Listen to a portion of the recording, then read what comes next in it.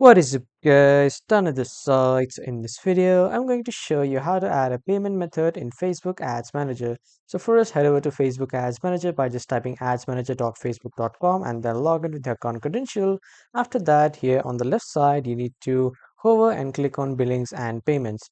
After clicking on billings and payments, here the new window of billings and payments will open. And after that, here in the billings and payment section, here you will see the button to add a payment method. Simply click on add payment method and here a small pop-up window will open.